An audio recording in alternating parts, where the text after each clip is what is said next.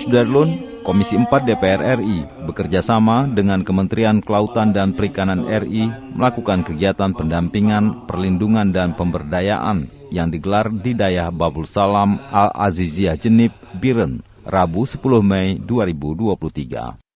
Turut hadir Ketua Himpunan Ulama Dayah Aceh, Tengku H. Muhammad Yusuf Awahab atau Tusop, dan para pejabat terkait serta tamu undangan lainnya.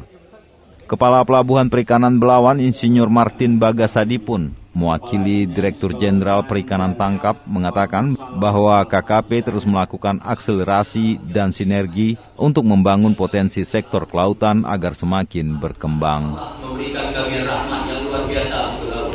Kita luas laut 5 kali lipat luas daerah. Luas daratan kita Aceh 50. TA Khalid MM menyebut Komisi 4 DPR RI mengapresiasi langkah DJPT KKP yang rutin menggelar kegiatan peningkatan kompetensi para nelayan dan menampung aspirasi yang akan menjadi bahan pertimbangan untuk pengambilan kebijakan.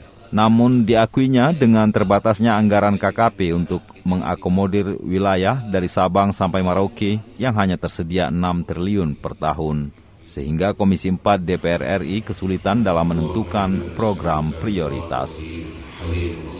Dalam kunjungan itu, anggota Komisi 4 DPR RI asal Aceh, Insinyur HTA Khalid MM, membagikan 1.000 paket sembako secara simbolis kepada perwakilan nelayan dan santunan JKM dari BPS Ketenagakerjaan Cabang Loksmawe sebesar Rp42 juta. Sebelumnya KKP RI dan TA Khalid juga menggelar bakti nelayan di Daya Safinatus Salama, Blang Panyang, Kecamatan Muara Satu, Aceh Utara, dengan membagikan 1.000 paket sembako dan santunan jaminan kecelakaan kerja sebesar Rp199 juta. Sehebat apapun program dapat berjalan maksimal dan pasti walaupun dana yang terbatas. Teman-teman dari KKP dari Balai Medan bahwa dalam rangka kebijakan reformasi KKP, yakni terobosan